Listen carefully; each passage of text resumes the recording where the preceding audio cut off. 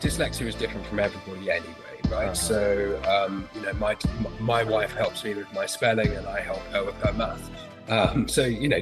It's far too simplistic to believe that those with dyslexia can't read or write. But what I'm quite keen to get across is that... Good day, everyone. Good day to another wonderful podcast. As always, clueless Eli doesn't know really what this entrepreneur in front of me is going to say to us. And I do not know anything about his backstory, but we're going to find out right now, and I'm excited to actually speak to a fellow entrepreneur. He's the dyslexic entrepreneur, as it shows on the screen here. So, Jamie Waller is his name. Jamie, welcome, Jamie. Thank you, Eli. Thanks for having me, and thanks for inviting me onto your platform to share some of my stories, and also what's quite important to me, the story of dyslexia. So, yeah. Wonderful. Well, it's a pleasure, my man. I'm looking forward to it. So, we're going to do the same old boring thing on this podcast, and we're going to ask you, how do you help people within your business in a positive way? And we'll go with the flow from there. Absolutely. So, well, I should probably focus on what I'm doing right now and have been for the past 2 years, which I've just released a book called The Dyslexic Edge. And I've spent 2 years researching and interviewing some of the most successful dyslexic people on earth, ranging from Sir Richard Branson, Paul Orfalea, the US print billionaire, to the black farmer who's based just down the road from you, Eli, in Brixton, Wilfred. And what I've done over the last 2 years, along with Dr. Helen Taylor, is spend a lot of time extracting people's life stories from different diverse backgrounds on what it was like for them dealing with dyslexia, but also trying to really connect the dots on why is it that 35% of all US and UK entrepreneurs are dyslexic and 40% of self-made millionaires. What is their secret? And that's what I've done. Hopefully pulled out, displayed in an easy format, and given to the readers of the Dyslexic Edge. Well done, Jamie. Things are difficult enough for us as it is already. Our neurodivergent people, be you dyslexic, ADHD, because we always thought that we're not the norm. Yeah. We always thought that we have to do things in a particular way. And the reason why I started this podcast to show that, as far as I'm concerned, we are the norm, and it is normal to be different, and it's a good thing being different. Now, you've gone out of your way to show, okay, so why is this the case? Why are we successful, number one, and why do we do what we do? So, saying that, what was it that made you take on this journey? What was the pivotal moment that you decided to say, right, this is what I'm going to do? Yeah, absolutely. So look, I grew up in London's Bethnal Green, East London, and that was, for the audience members that are from the UK, that was before people walked around in Havaiana flip-flops carrying iPads in Bethnal Green. That's when it was a real old rough to grow up. And, I grew up with dyslexia, ADHD, colorblind, and poor. So I had to really work hard at a young age in an environment where dyslexia really wasn't understood. You were simply told you were thick, or you were stupid, or you were disruptive. And I went through my childhood from being a really happy, friendly, larger-than-life character to getting quite depressed, not turning up at school anymore. I took about 16 to 18 months out of the school system in total, just bunking off, truanting. And then obviously, with not going and being dyslexic, I simply couldn't catch up. So I left school without sitting any qualifications, any GCSEs whatsoever. And I did which I thought was my only option, which was to start work for myself. I started my business career as a window cleaner.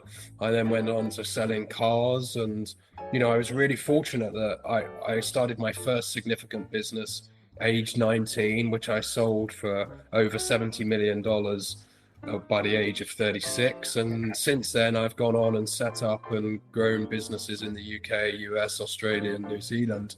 And I love what I do, and I love the entrepreneurial spark.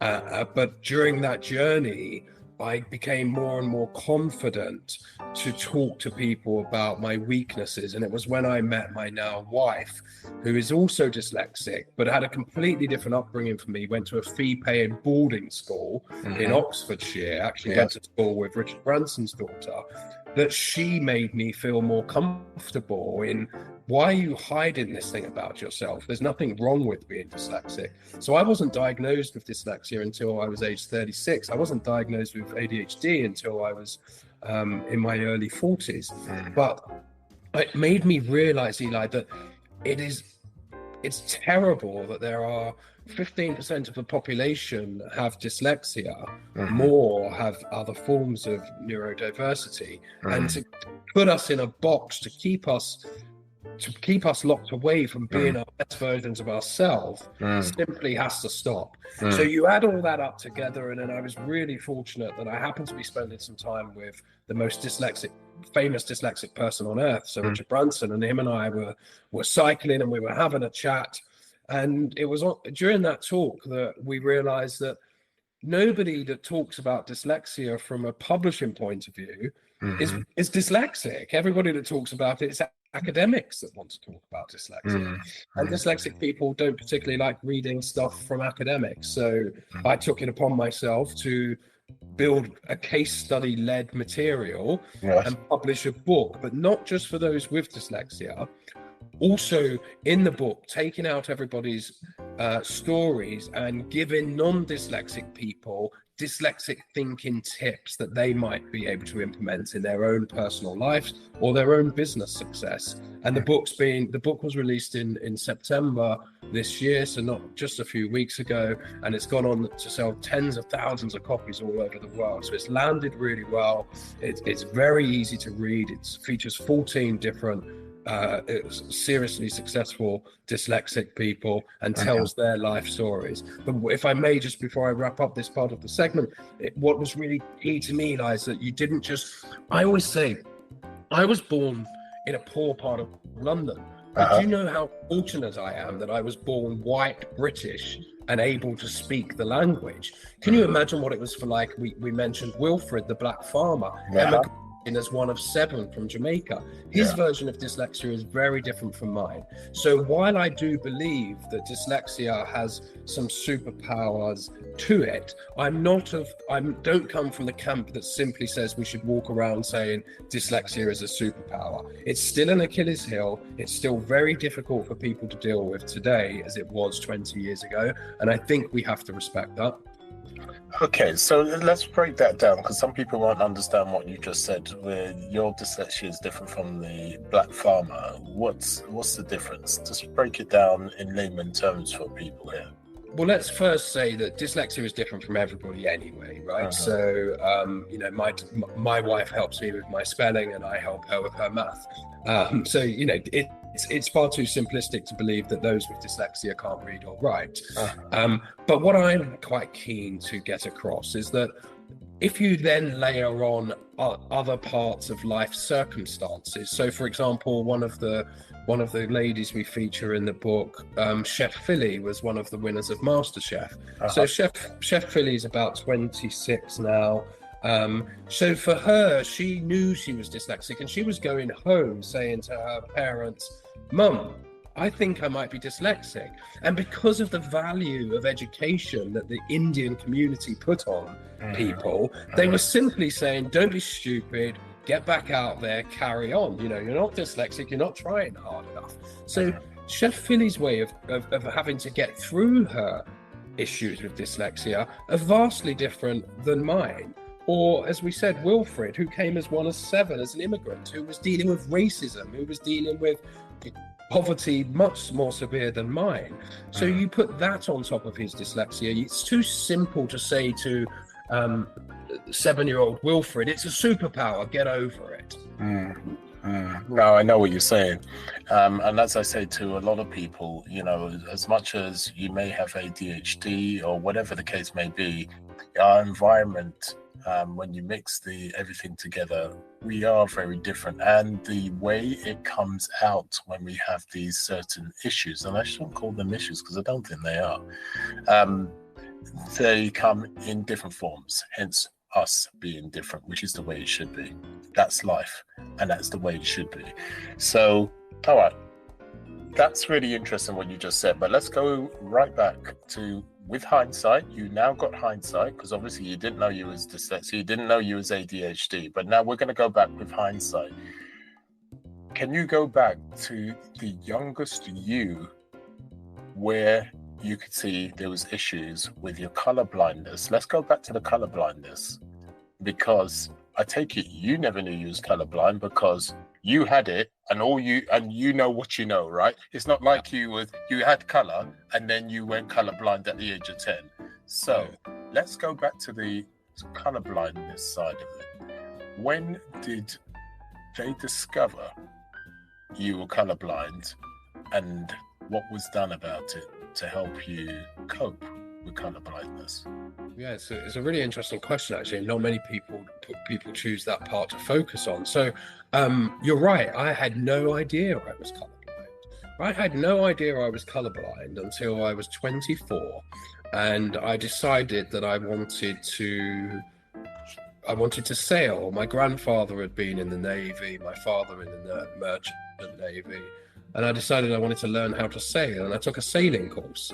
And then when you take a sailing course, you have red and green markers for all your port entries and exits, and red and green lighting systems.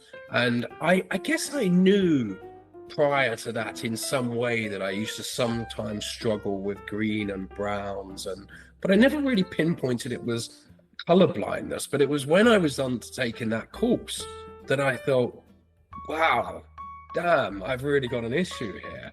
And I was colorblind, and I've had to learn sort of little tricks. And now, don't get me wrong, the sailing code and flight codes and stuff like that all have good ways to deal with that.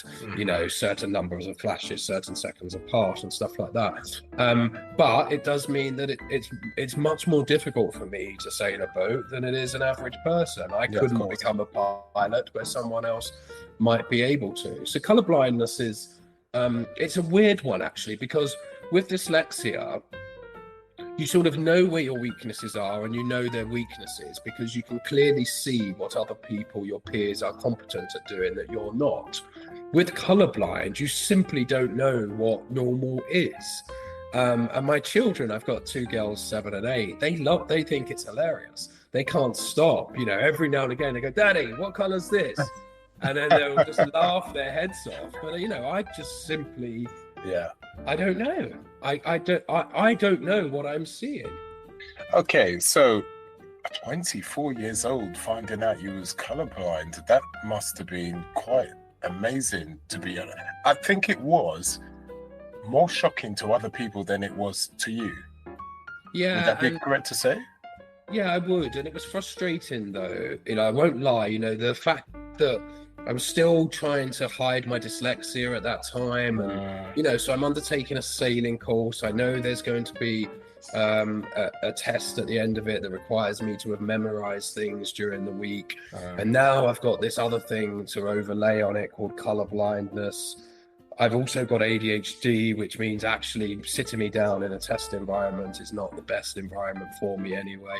And this is why I say it's too simplistic to go around the world saying dyslexia is a superpower. If we do that, it sort of says don't try and fix all the negative things that currently happen in the environment where people should be getting more support and help. So, you know, I was frustrated and maybe even a little angry, you know, a little bit. Why me? Why another thing? You know, you can't just be dyslexic now. I've got to be colorblind, and now I've got ADHD. You know, what else do you want to throw at me? I mean, but even when we talk about, because I do talk about superpower, not too much, but I do talk about a superpower. And the reason, from my point of view, the reason being, I didn't accept what I call a superpower until about 1.5 years ago, which is pretty sad, to be honest. And once I did that, I then realized, just like everyone else, You don't have to be neurodivergent. You could be so-called normal. Just like everyone else, you have your strengths and you have your weaknesses, right? So you look at your strengths, and my strength was being dyslexic and all my other neurodivergence, because where I was weak, just like in anything in life, when you're weak on certain things, your brain or your body is stronger on other things. Yeah. So why focus on just your weakness, when you have this gift in your strengths, and you use that, whether that in your personal life or in business, you can get other people to help you with your weaknesses if you feel that it's beyond you at this point in time or forever. Whatever that case is, remember, everybody follows their own path. I'm not there to judge anybody to say that you must deal with your weaknesses or you must leave it. The point is you have these strengths, and you don't have to keep everyone happy by being the best at everything. Does that make sense? Absolutely. You can just focus on those strengths, and you could actually live a great life by focusing on those strengths. But at the same time, other people would like to work on their weaknesses, which is great, and it works for them. Like, I like working on my weaknesses. So again, it's about being different. There's no right and there's no wrong. And that's the way I see things. All right, okay, let's quickly. We must also accept, Eli, that, I'm 45 and have access to resource. So, I can use my dyslexia as a superpower now. My 7-year-old daughter, she doesn't have the ability to go into school and outsource the bits that she finds too difficult. She's repeatedly told to sit up, sit still, try harder, get a grip of yourself.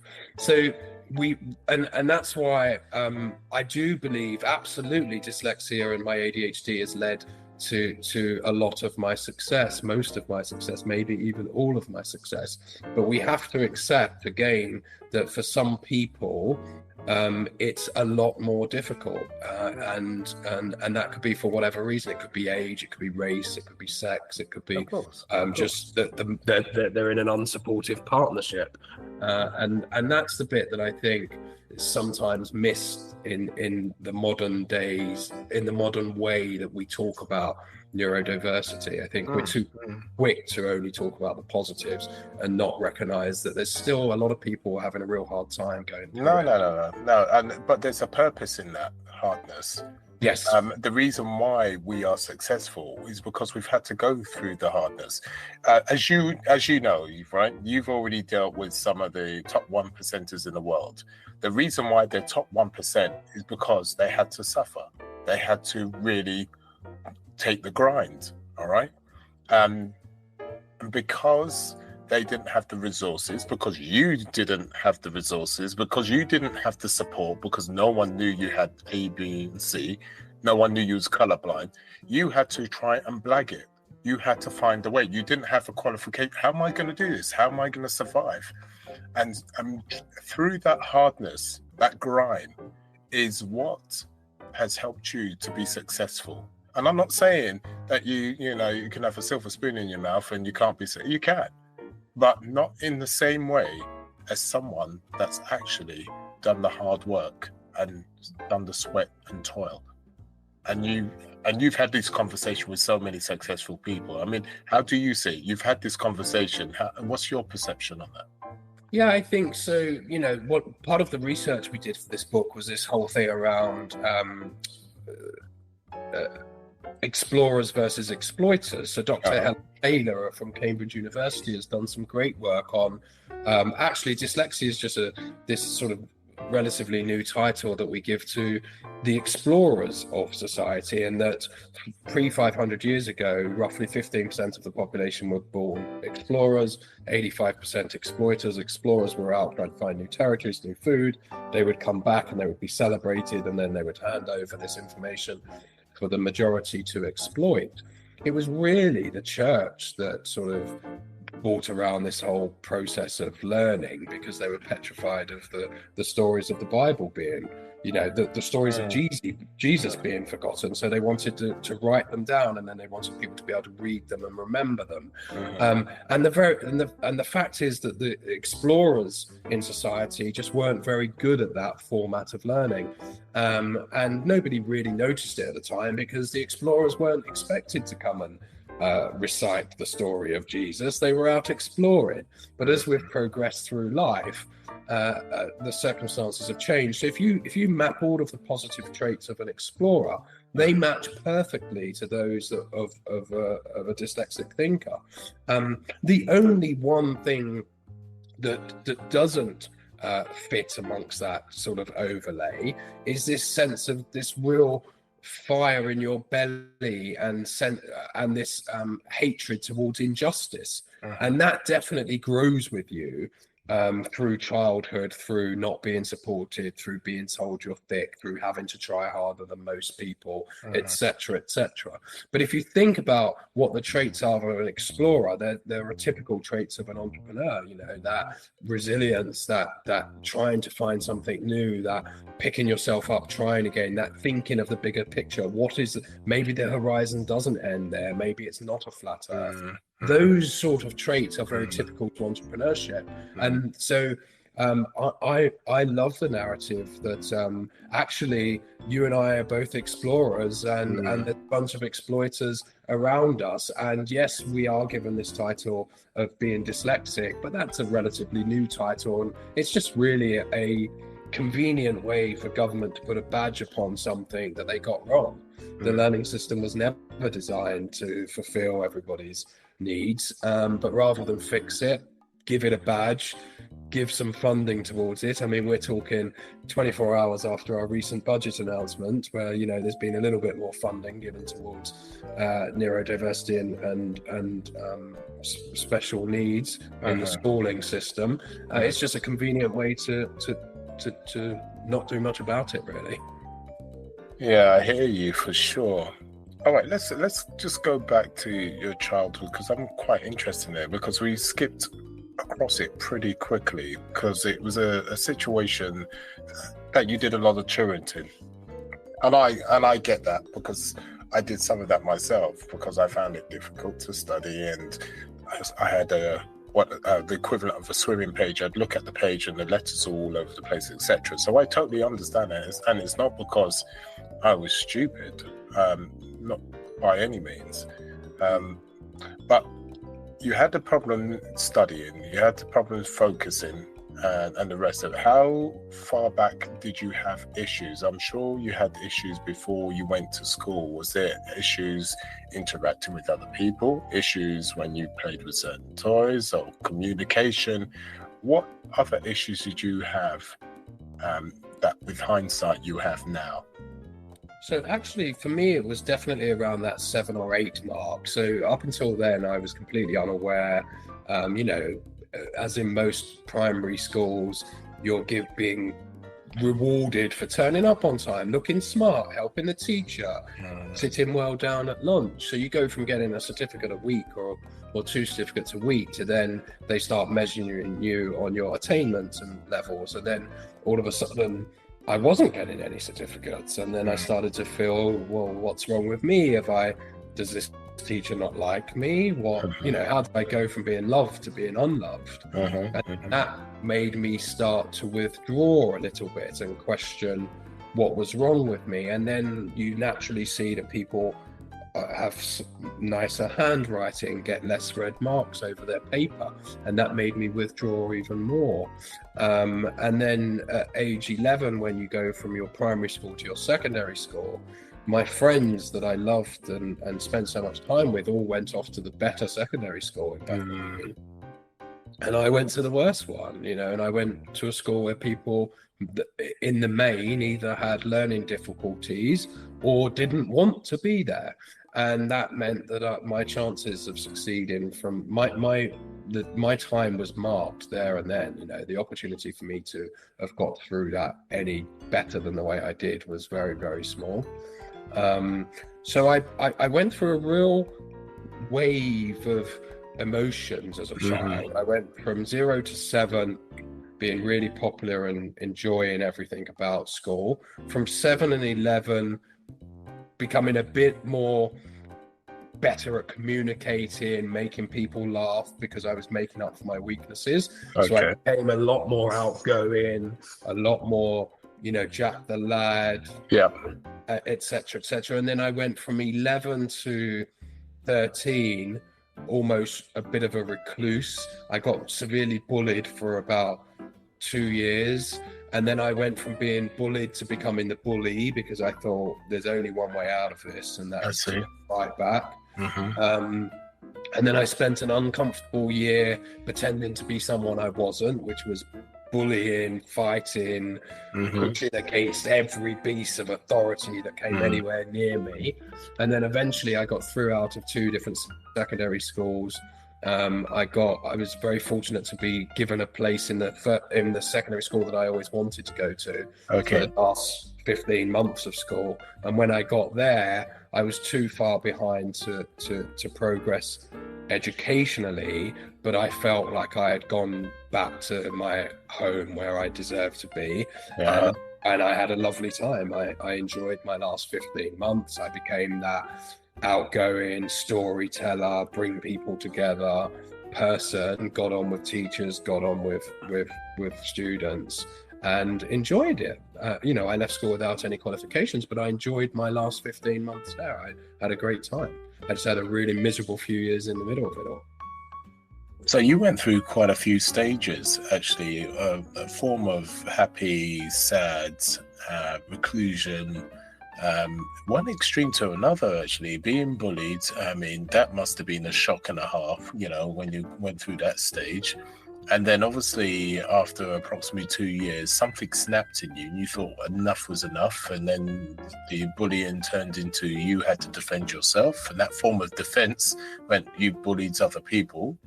And then once you were coming to the end of the schooling, it was a situation where you was on a high, you enjoyed yourself. And that is the kicker, that actually you left school. You had the resilience in you because you had to fight your way to the top, and you left on a high, which put you in a position I can do, no matter whether I've left with a qualification or not. Is that how you felt? Absolutely. I had no question in my mind, maybe stupidly, but I had no question in my mind, age 15 and 16, those last 2 years at secondary school, that I was going to leave poverty, be wealthy, and be successful. I didn't know what that looked like. I didn't have any idols that I was looking up to. I didn't want to be a billionaire, a trillionaire. I wanted to be out of East London. I wanted to own a home, and I wanted to work for myself. And I had no question in my any doubts whatsoever that I was going to be able to do that. And what do you think that was the pivotal moment that gave you the strength, the gall to feel I'm better than this, I can do? What was that thing? I know you went through a stage. Those stages helped you to get there. But what was it that, did you see something that you didn't like within the family where they weren't successful and you thought, no, I've gone through these stages, I can do? What was it that, there's always a pivotal moment. You go through the stages, you can either go one way or the other. What made you go in that direction? So I know exactly when it was. So I was age 14. I was not going to school. I was bullying others. I was pushing hatred against every piece of authority that came anywhere near me. And my mother got breast cancer. And my mother went and spent a period in hospital, which I can't remember how long it was, but 6 weeks or more. And I was left at home with Dad. I had a terrible relationship with my father, who was a bully and an alcoholic, and I hated being there, and I despised having to look after him because he couldn't cook or clean up after himself. But I was going to visit my mum in hospital every day, who was asking me, please look after him. You know, he's of that generation and he doesn't know any better. And I remember just thinking, this is outrageous. No, I looked at my father and I thought, you weak individual, you've spent all this time being strong, macho, beating up my mum, having fights in the street outside my house, being arrested in front of me, drinking yourself silly, pretending you're a real man, and now you can't look after my mum who might be dying in hospital, and you can't even give her the freedom to suffer in quietness without telling her that you need her to come home to cook for you, and you don't understand what bills are coming through the door or how to pay them. And I realized, it was that moment that I realized, no way am I going to be a replica of that. I'm going to be somebody that people can stand on my shoulders at all time through life. So I had to mature very quickly in a short space of 6 to 8 weeks. I became a man of the house, and I became the supporting person for my mother, because I wanted my mum to have the confidence that I wouldn't let my dad, if she got through cancer and she came home, I wouldn't let my dad continue to treat her the way he did. And he never. She came home and she successfully went on to live for another 16, 17 years. And my father never, ever laid a hand on her again, because I made a big decision that during that period of time, that I was going to be the man of the house, and I was going to be a rock, and I was going to be independent. I was never going to be reliant upon them or anybody else, and I was going to be the one that people relied on as an adult and that they could stand by. Jamie, I respect you in the utmost, and I will be honest, I feel quite tearful, and the reason being is you've been kind enough to open yourself out to everybody, and I see where the strength has come from. You had to suffer in more ways than one before it happened with that momentum with the father situation and your mother, and you struggled with the schooling, with your dyslexia, with your colorblindness, which you didn't understand, and everything else, and then you had all that layered on top. And still, at such a young age, you had the strength to say, I will not be that way. And that was very painful for you. As much as you found that strength, that pain was huge, and I feel it at the time. That was huge. But as I said before we went on to this part of the discussion, you could have gone two ways. What was that pivotal moment? You chose through that pain, and it was extreme. I feel it. It was extreme. And still you had the strength to come out stronger, and then go before your dad and go before yourself, which is even harder, and say, no way. At the age of 14, that's absolutely crazy. I can't. Yeah, it is. And I should say, and it was in many ways, it wasn't that I just went home and confronted the negatives. I also confronted my own negatives. Yourself. I also sat on the tube on my way home from Charing Cross Hospital some nights going, you can no longer not go to school. You can no longer put your mother through this. If she comes home from that hospital, you need to be a better son. It's pointless saying you're going to stop your dad from being a bad dad and then be a bad son. So that's what transitioned me back into the education system and enjoying it and liking it too, because I had this newfound responsibility that was bigger than me. I get that. And as I said, you had to face yourself. As I said, that's even harder to do. And you've done that at a pivotal point in your stage of life where you could have gone the opposite way. You had all the negative peers around you. It could have taken you in a completely different direction. Where you fought against your peers, you fought against your father, and the negativity of the cancer, which you could have blamed the cancer for everything and not taken responsibility.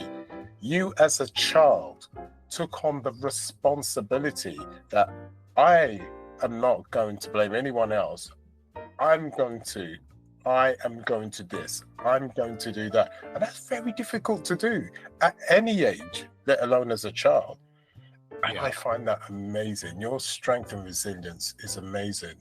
And this I should say, you know, I was very, very lucky that I had a mum that adored me.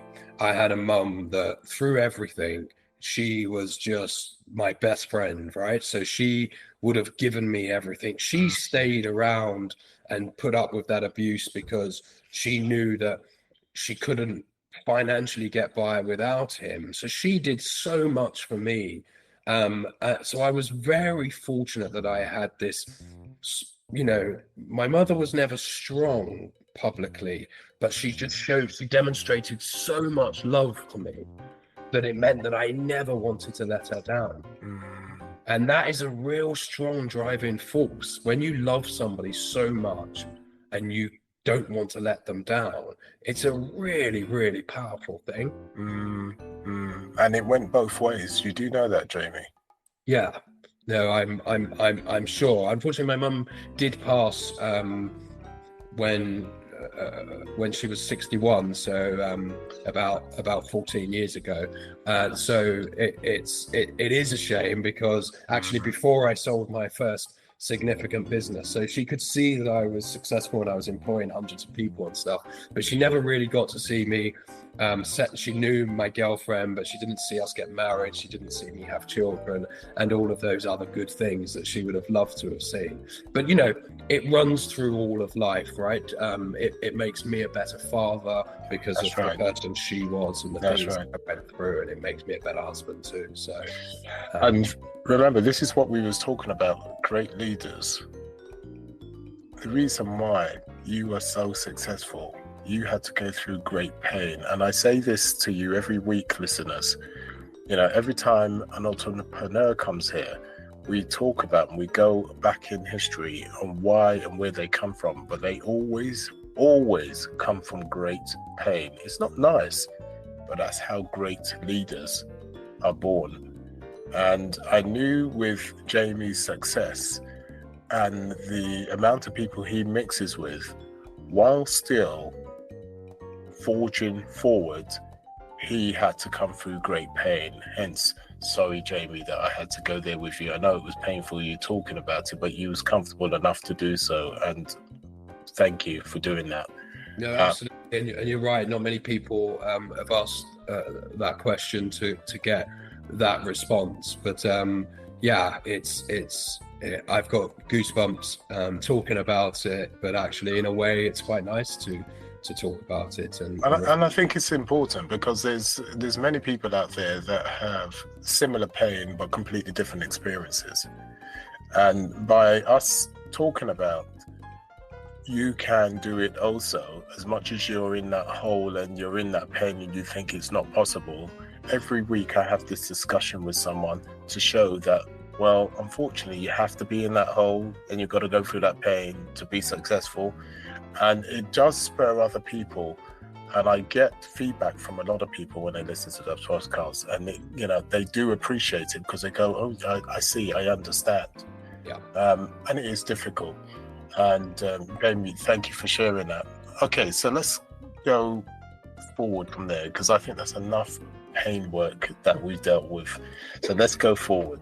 So you've left school and you've decided, right, what am I going to do? Because there's no way I'm going to be broke. There's my mother I need to look after, because I'm not happy with my father and I want her to be independent. I'm sure that's what you were thinking. Yeah. Were you? Yes. Yeah. And you wanted to be your own person.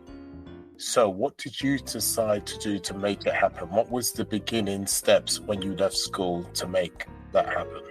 So what happened is I was still at school, and I went to go and sit my first GCSE, which was a history GCSE, and it was sat in a porter cabin in a car park in Bethnal Green.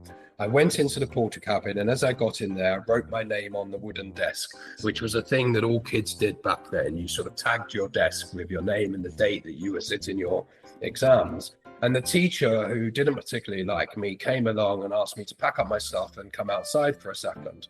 This was before the exam started. I didn't pack up my stuff. I took a few things with me, walked outside, and the teacher said I'm being disqualified for cheating. And I said, hang on a second, I wrote my name. I can show you where I wrote my name. And he said he doesn't care. I'm being disqualified from the exam for cheating. So I went and packed my stuff and I walked home and I cried all the way home. Had to cut through a couple of housing estates. I lived sort of 20 minutes from the school. Walked into my house, got myself together, walked into my house to have this conversation with my mum. And then when my mum saw me, I broke down in tears. And I said to her, I can't go back, Mum. I can't do it. I just cannot do it. That one moment reminded me of all the bad part of my education came flooding back, which was a shame because I'd had a good 15 months.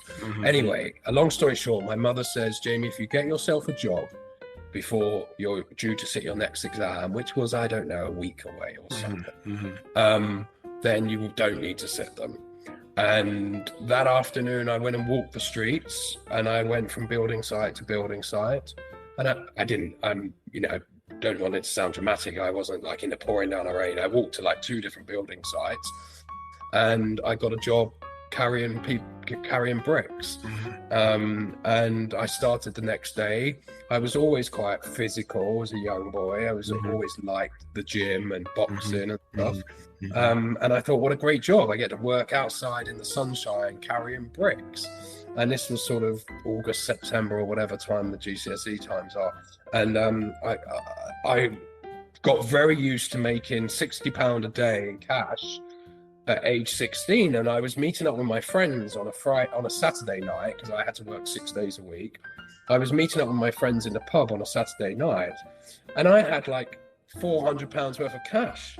£50 notes bulging out my pocket. I always asked to be paid in £50 notes because I like the way they feel. And my friends were having to see if they could get £6-7 off their parents to buy a couple of drinks. And I loved the way it made me feel.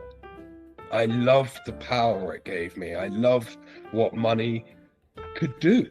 And very quickly I went from doing that to doing a different type of labouring, but 12-hour night shifts, and I was making 80 quid a day, which was, loads of money. And then I realised that I was different. I was different from most other labourers on building sites. When I was on a building site, I was looking at the copper wire that we were taking out. How much is that worth? Where's it going? I know that one. I know that one. So I wasn't thinking about when someone said to me, go and move all that copper wire and put it on the back of that lorry. I wasn't thinking this is a crappy job. I was thinking I'm going to talk to the lorry driver. So what do you do with this copper wire? We take it for scrap. What scrap? How much is it worth? Well, if it's cleaned, it's worth 50 quid a metre. If it's uncleaned, it's worth £10 a metre. And I'd be going, wow, this is amazing. I'd be learning so much. And then I realised just very quickly that there is money everywhere. And everybody's finding their own little way to get a piece of it. And I just thought, I've got to find my little way. And that little way was window cleaning. I started window cleaning because I just needed something that was easy access, self-employment, and something that I could go on from. I always wanted to be an employer of people. So for 250 quid, I bought some buckets and some ladders. I already had a car and I put a roof rack on it, and I started cleaning people's windows, and within about a year I had a couple of people working for me, and then I sold that business in the classified ad section of a newspaper and set up a car sales business, buying and selling second-hand cars. And I've never not been self-employed or a business owner since age 17. So you've got the instinct to see an opportunity. Oh yeah, but always. I mean, the thing is, right, I mean, ideas are cheap, execution is expensive, right? I mean, if I could sell my ideas, I would be on the neighboring island to Richard Branson, probably. I mean, ideas are I'm flooded with ideas. But yes, no, I do see opportunities. There's an opportunity in everything, whether it be from scrap metal to VAT on education, private education fees that was announced yesterday. Well, there's going to be all of this additional capacity in these private schools. Could you set up, tutoring businesses? There's always, whenever I see negative news, I see, well, what opportunities is this going to create? Wow. So let's talk about that. So you're a person that sees a lot of opportunity. You saying that you've always seen opportunities as a child, or did you see opportunities at a particular point naturally, automatically? When did that happen? I think I always saw opportunities as a child. I mean, when I was age 11 or 12, I had a little bike repair thing going on outside my parents' house. You know, people couldn't even fix their own punctures. And I was like, well, I'll fix your puncture for £1. Yeah. And then, you know, started then replacing people's bike parts. Then I was selling the bike parts once I cleaned them up and put them back together. And so I think I always saw, even when I was a smoker age 15 or something, you know, I knew that if I went and bought 20 cigarettes on a Monday morning and sold each of them for 25 pence a cigarette at school, that I could have 7 cigarettes for myself, having sold 13. And so, yeah, it wasn't that I thought, oh, aren't I a great businessman or entrepreneur then? Just it made so much common sense to me that the sweet shops in Bethnal Green used to sell single cigarettes to underage children for 25 pence. I'm like, why are they having to go to the sweet shop? I can bring the cigarettes to them in school for 25 pence, and I can be the supplier of this service. So I've always seen those opportunities. Okay, and when it comes to, let's delve a bit more into your mindset. So when it comes to negative things that have happened into your life, we're not going to go back to your childhood. We've already done that. You've been kind enough to share that. But when it comes to, let's stick in your 20s, early 30s, if something negative happens that most people would run away and give up with, how would you flip the narrative? What would be the process in your head? Why would you flip it? When other people, and you know there's a lot of people around you that was, oh, that's just not, there's no way we can do that. What is in your head that thinks, that's not a problem? And then you sit there ticking away in your head. What helps you flip that narrative compared to other people? So I've got two stories to share with you here. One is when I was 26, so I'd 24. Sorry, I'd set up my first significant business, and I had a competitor that was constantly making threats on my life and telling me to close down my business or else. And I had ignored these. I knew that the chap that was making the threats was quite dangerous, etc., etc. And one evening I got home from work at about 8 p.m. Each side of my car doors were ripped open, and 2 guys jumped on me, pounced on me, and we got into a big fight. And then they ran off and jumped in a van and went off down the road. And it was pouring down with rain. I was lying on the floor, and I got up from the floor, went back to the car to get my stuff, pretty shaken, and I had been stabbed. So I've got a stab mark on this shoulder here. And I was stabbed. I was told I was going to be stabbed a few weeks before, and I was nervous, but my guard was down on that evening, and I got stabbed. And I went home and I taped it up because I was very frightened of this person, what they were capable of. I didn't want to call the police, and I taped it up with big black gaffer tape. And I opened a bottle of whiskey, and I sat on my kitchen floor. I lived on my own at the time, and I had 3 or 4 glasses of whiskey, went to bed, woke up at about 4 a.m., went and sat down at a laptop and decided to start designing an advertising campaign to directly go after this person's clients. All the other time that he had made threats to me, I always said, I won't go after your clients. I'm creating a new market, a new area of the market. Just leave me alone. And my reaction that night was, I'm going to get you back. But I can't get you back in the same way you got me back. I'm not going to lower myself to that. I'm going to get you back how it really hurts. And I spent the next 11 years destroying that person's business by taking every contract I could from them. And ultimately, it was my big driving force to making tens and tens of millions of pounds. And what is it? I think it's my dyslexia. I think it's that I cannot deal with a sense of injustice. I don't like it when people do bad things towards people, whether it be myself or others. I have this natural desire to jump right in and sort it out or help. I do quite a lot around with this in charity. So take that story, age 22, which is pretty dramatic. I have to live with that scar every day. My youngest daughter quite often sort of strokes my back and says, bad man, daddy, because, you know, I've shared with them. But fast forward to yesterday's budget. So, you know, we have yesterday's budget, and this morning my wife, I walked my eldest daughter to school. I'm having a coffee with my wife, and she says, "So, you know, tell me about it. What does it mean for us?" And I said, "Well, you know, it's not great in many ways. I think it's probably around about a 3 million quid impact on us in the next 12 months. But you know, we always knew post-COVID that the country needed more money, and as long as that money is being put to good use, and if it really is helping to resolve the NHS system and improve schooling, then we should be proud that we're privileged enough to lose 3 million quid on a night of a budget."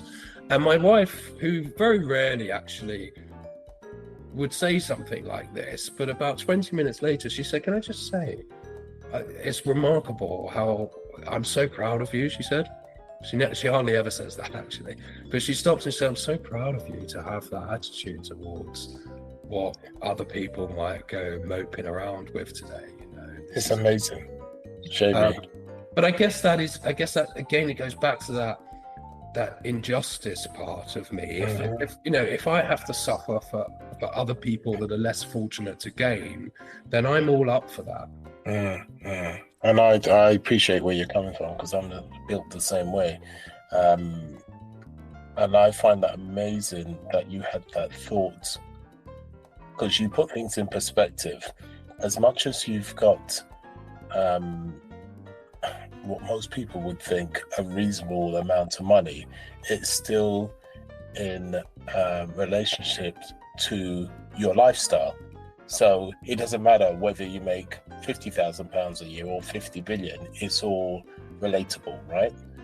So it would be just as powerful as if someone that makes £50,000 a year saying the same thing, because most people, even if they make 30, 40, £50,000 a year, wouldn't say what you were saying. I'm losing loads of money. You know, their equivalent of your 3 million probably is their 15,000, right? I'm losing £15,000. That's absolutely ridiculous. But you still didn't do that. You actually saw it from the point of view, you're giving back to society. You're realistic that something has to be paid back. And you are lucky you're in a position that you can take a hit, still have a reasonable life, still pay the bills, still feed your kids, but also help the country or help your neighbors or etc. And that mindset, which is what I wanted to speak about, not only did you speak about that mindset, but the other mindsets you have, is what has made you successful by going through those pain points all through your life. The cancer, the father, your children, because there's things about your children that's happened, and that's just made you an amazing personality. And that comes down to you.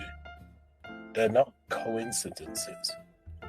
They're paths you have decided to take, whether you go left at this point or right. And there's many times that you have to walk left and then right, but you've taken the right steps. And Jamie, you're an inspiration, not only to me, but to others that are listening on here. And I thank you for giving up your precious time to be vulnerable, first of all, so people can relate to you, because it doesn't matter how much money you've got. As far as I'm concerned, how I go through life is we are all the same. We just wear different hats. It's as simple as that. I agree. So when you take that hat off at the end of the day, you are a wonderful human being, with or without the hat. And I really thank you for coming on here and inspiring us all.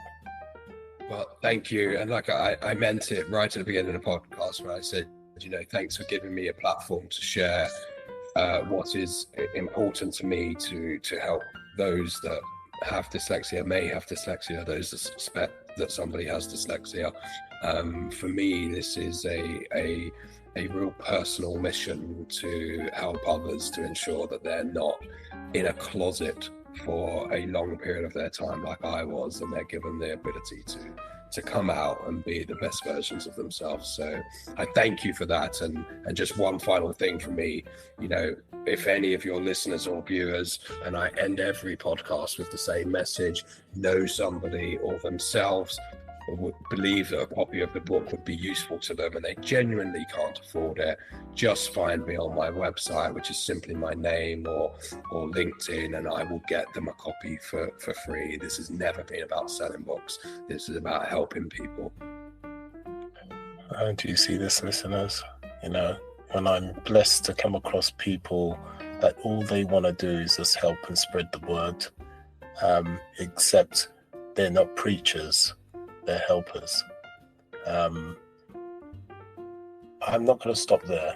I want to go a bit further.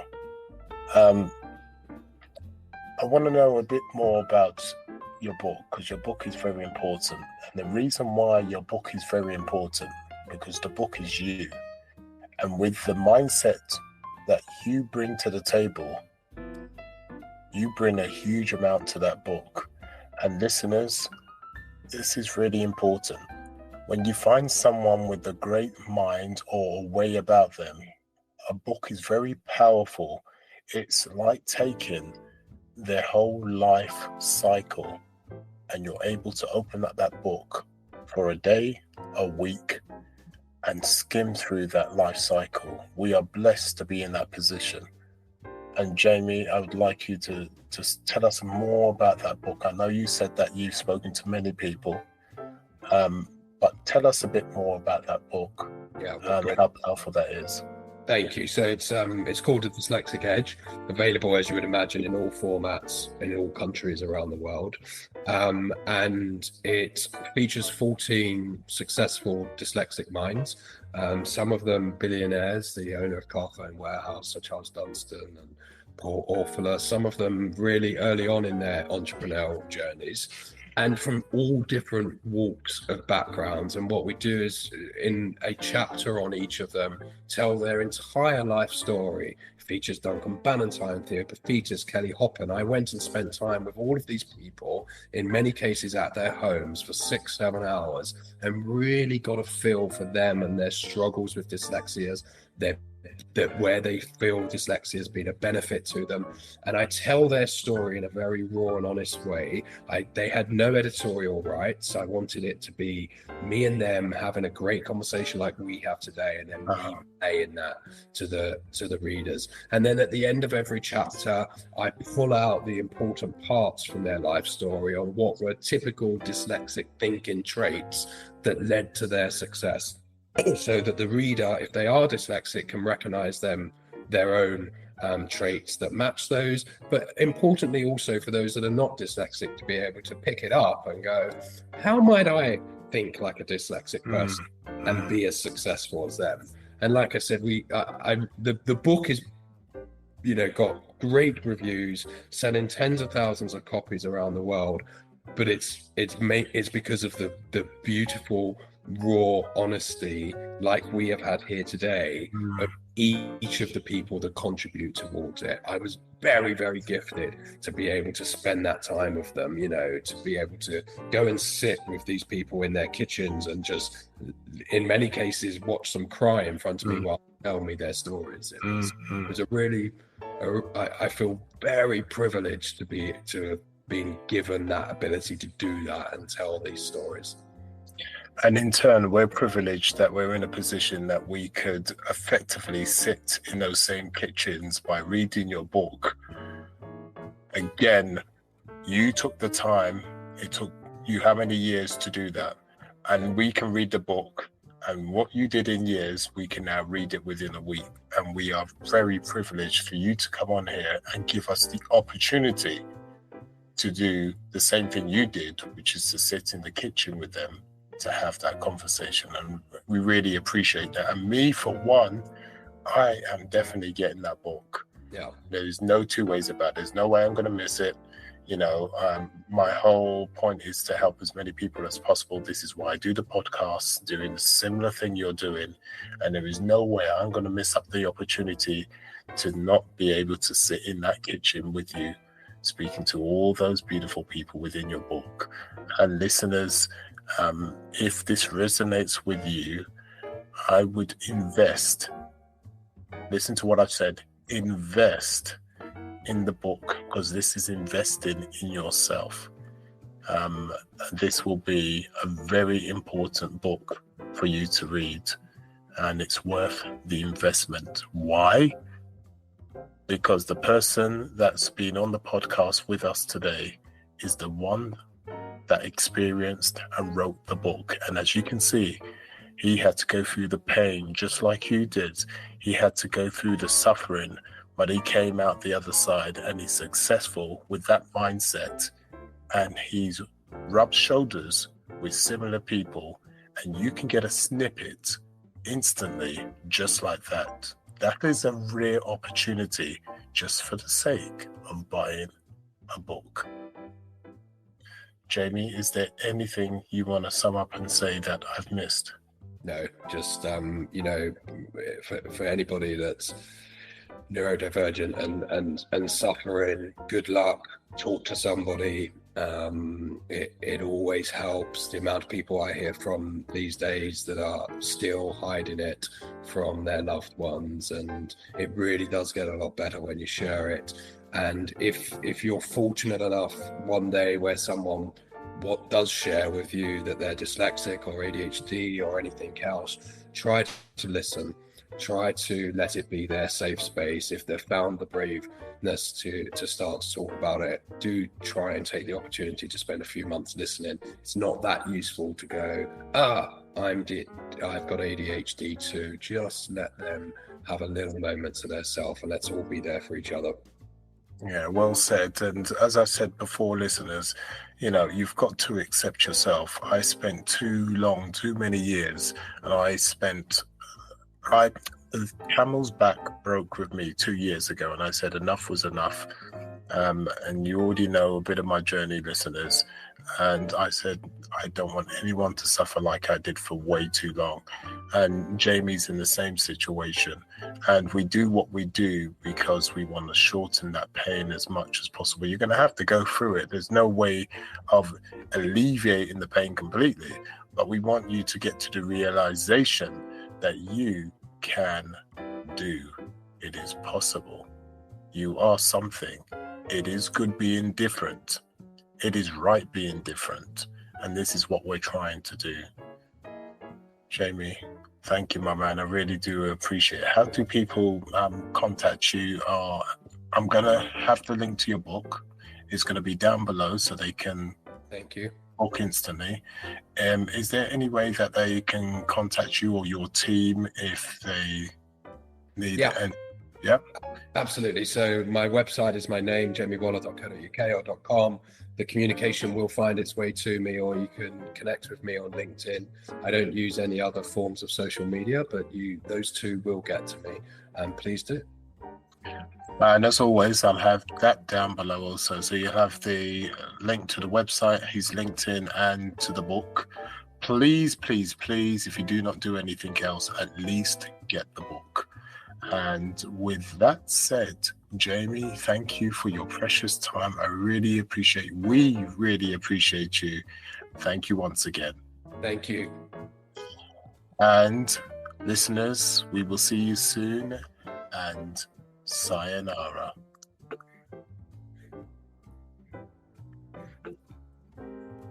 Thank you, Eli. That was great. Appreciate that.